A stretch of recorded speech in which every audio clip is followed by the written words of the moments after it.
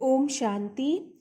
अव्यक्त मुरली सीरीज में आज हम सुनेंगे दिनांक 26 जून 1969 के बाप दादा के अव्यक्त रूप के महावाक्य।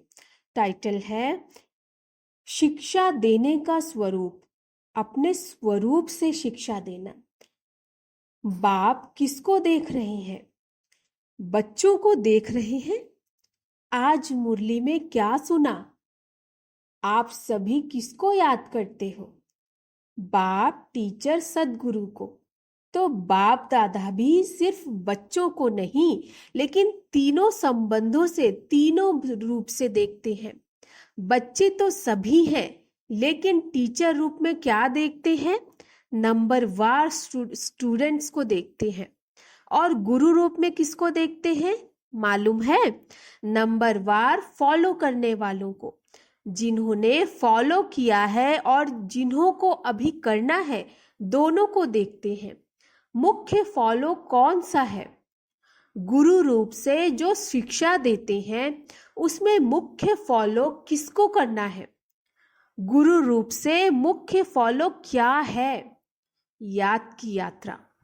याद की यात्रा तो एक साधन है, लेकिन वह भी किस लिए कराते हैं? दूसरों की सद्गति करने लिए। पहले अपने को क्या फॉलो करना पड़ेगा? याद की यात्रा भी किस लिए सिखलाई जाती है? गुरु रूप से मुख्य फॉलो यही करना है। क्या? अशरीरी, निराकारी, न्यारा बनना। अशरीरी, निराकारी, न्यारा बनना। याद की यात्रा भी इसीलिए करते हैं कि साकार में रहते निराकार और न्यारे अशरीरी हो रहे। जब अशरीरी बनेंगे तब तो गुरु के साथ जा सकेंगे। मुख्य रूप से तो यही फॉलो कर रहे हो और करना है। टीचर रूप का पाठ अभी चल रहा है या पूरा हो चुका है? रिवाइज कोर्स टीचर करा रहे हैं या अपने आप कर रहे हो? उनकी मदद है, बाकी पढ़ाते नहीं है, लेकिन मदद है। रिवाइज कोर्स के लिए स्कूल से छुट्टी ली जाती है, घर में जिसको होमवर्क कहा जाता है, लेकिन टीचर का कनेक्शन रहता है। साथ नहीं रहता, सिर्फ कनेक्शन रहता है। कनेक्शन तब तक है जब तक फाइनल पेपर हो। रिवाइज कोर्स के लिए टीचर हर वक्त साथ नहीं रहता, तो अभी टीचर दूर से ही देख रेख कर रहे हैं। कहाँ भी कोई मुश्किलात हो तो पूछ सकते हो, लेकिन जैसे पढ़ाई के समय साथ रहते थे, वैसे अब साथ नहीं। अभी ऊपर से बैठ अच्छी रीति देख रहे हैं कि रिवाइज कोर्स में कौन कौन कितने शक्ति से, कितनी मेहनत से, उमंग उत्साह से कोर्स को पूरा कर रहे हैं। ऊपर से बैठ दृश्य कितना अच्छा देखने का रहता है। जैसे आप लोग यहाँ ऊपर अर्थात संदली पर बैठ देखते हो और नीचे बैठ देखने में फर्क होता है ना। इनमें भी ऊपर कोई बैठ देखे तो कितना फर्क होगा, बुद्धि बल से महसूस कर सकते हो। क्या अनुभव होता है? आज अनुभव सुनाते हैं। अनुभव सुनने और सुनाने की तो परंपरा से रीत है, तो वतन में रहते क्या अनुभव करते हैं? वतन में होते भी टीचर का कनेक्शन होने कारण देखते हैं। कोई कोई बहुत अलौकिकपन से पढ़ाई का रिवाइज कर रहे हैं, कोई समय गंवा रहे हैं, कोई समय सफल कर रहे हैं। जब देखते हैं समय को गंवा रहे हैं तो मालूम क्या होता है? तरस तो आता है, लेकिन तरस के साथ साथ जो संबंध है वह संबंध भी खींचता है। फिर दिल होती है कि अभी अभी बाबा से छुट्टी लेकर साकार रूप में उन्हों का ध्यान खिंचवाएं, लेकिन साकार रूप का पाठ तो पूरा ही हुआ, इसलिए दूर से ही सकाश देते हैं। बाबा जैसे साकार रूप में लाल झंडी दिखाते थे ना, वैसे ही वतन में भी। लेकिन देखने में आता है अव्यक्ति रस को, अव्यक्ति मदद को बहुत थोड़े ले पाते हैं। जो भी रास्ता तय करते विघ्न आते हैं, उन विघ्नों को पार करने के लिए मुख्य कौन सी शक्ति चाहिए? सहन शक्ति। सहन शक्ति से पहले कौन सी शक्ति चाहिए? विघ्न डालने वाली कौन सी चीज है? माया। सुनाया था ना कि विघ्नों का सामना करने के लिए पहले चाहिए परखने की शक्ति, फिर चाहिए निर्णय करने की शक्ति। जब निर्णय करेंगे यह माया है वह अयथार्थ है, फायदा है वह नुकसान, अल्पकाल की प्राप्ति है वह सदाकाल की प्राप्ति है। जब निर्णय करेंगे तो निर्णय के बाद ही सहन शक्ति को धारण कर सकेंगे। पहले परखना फिर निर्णय करना। जिसकी निर्णय शक्ति तेज होती है वह कब हार खा नहीं सकता। हार से बचने के लिए अपने निर्णय शक्ति और परखने की शक्ति को बढ़ाना है। निर्णय शक्ति बढ़ाने के लिए पुरुषार्थ कौन सा करना है? याद की यात्रा तो आप झट कह देते हो, लेकिन याद की यात्रा को भी बल देने वाला कौन सा ज्ञान अर्थात समझ है, वह भी स्पष्ट बुद्धि में होना चाहिए। टोटल तो रखा है, लेकिन टोटल में कहाँ कहाँ फिर टोटा अर्थात विघ्न पड़ जाता।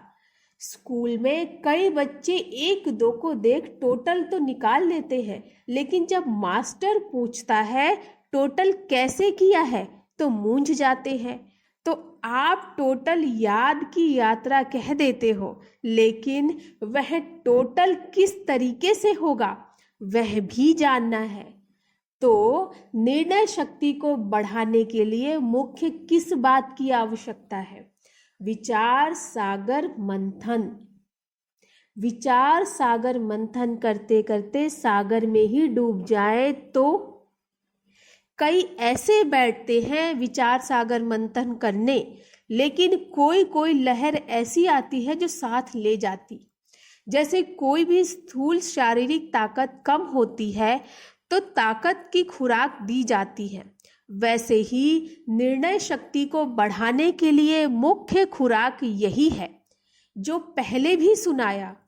अशरीरी, निराकारी और कर्म में न्यारे। अशरीरी, निराकारी और कर्म में न्यारे। निराकारी व अशरीरी अवस्था तो हुई बुद्धि तक, लेकिन कर्म से न्यारा भी रहे और निराले भी रहे, जो हर कर्म को देख करके लोग भी समझे कि यह तो निराला है, यह लौकिक नहीं अलौकिक है। तो निर्णय शक्ति को बढ़ाने के लिए यह बहुत आवश्यक है। जितना बातों को धारण करेंगे उतना ही अपने विघ्नों को भी मिटा सकेंगे, और जो सृष्टि पर आने वाले विघ्न हैं उन्हों से बच सकेंगे। शिक्षा तो बहुत मिलती है, लेकिन अब करना क्या है? शिक्षा स्वरूप बनना है।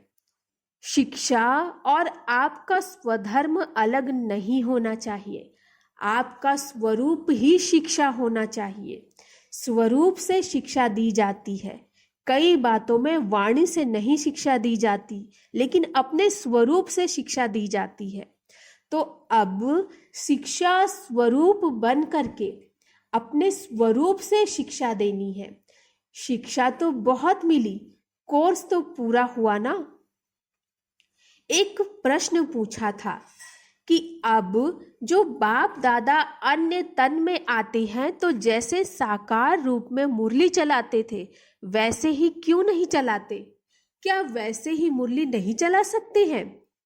क्यों भाषा बदली? क्यों तरीका बदला? ऐसे प्रश्न बहुतों को उठता है। जबकि तुम भाषण कर सकते हो तो बाप दादा का कोई भी तन द्वारा मुरली चलाना मुश्किल है, लेकिन क्यों नहीं चलाते हैं? दो चार ने अपने विचार सुनाए। जिस तन द्वारा पढ़ाने का पाठ था वह पढ़ाई का कोर्स तो पूरा हुआ, अब फिर पढ़ाई पढ़ाने लिए नहीं आते। वह कोर्स था, उसी तन द्वारा पाठ पूरा हो चुका है। अभी तो आते हैं मिलने के लिए, बहलाने के लिए। और मुख्य बातें कौन सी हैं? जैसे अशरीरी कर्मातीत बन करके क्या किया? 1 सेकंड में पंछी बन उड़ गया। साकार शरीर में 1 सेकंड में उड़े ना, तो अब पढ़ाई पूरी हुई, बाकी एक कार्य रहा हुआ है साथ ले जाने का। इसलिए अब सिर्फ मिलने, अव्यक्त शिक्षाओं से बहलाने और उड़ाने के लिए आते हैं। पढ़ाई के पॉइंट्स, पढ़ाई का रूप अब नहीं चल सकता है।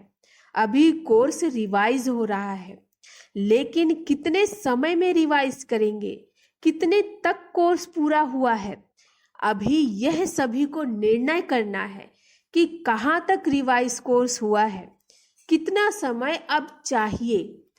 साकार तन के हर कर्म, हर स्थिति से अपने को भेंट करना, उनको देखते, यह लक्ष्य रखते अपने को देखो, फिर पता पड़ेगा कि कहाँ तक है। लक्ष्य तो बता दिया कि कैसे अपने को परखना, फिर उत्तर देना।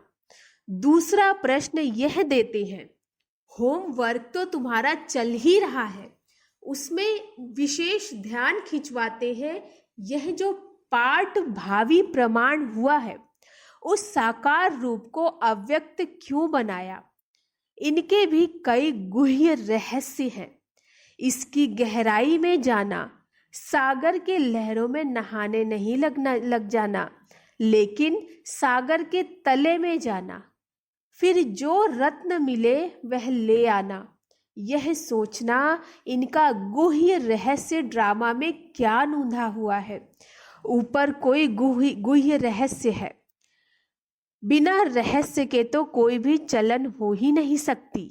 अच्छा, अभी टाइम हो गया। कल हम सुनेंगे बाप दादा के द्वारा, महावाक्यों द्वारा, सच्ची जेवर बनने के लिए अपनी सब खामियों को निकाल स्वच्छ कैसे बने।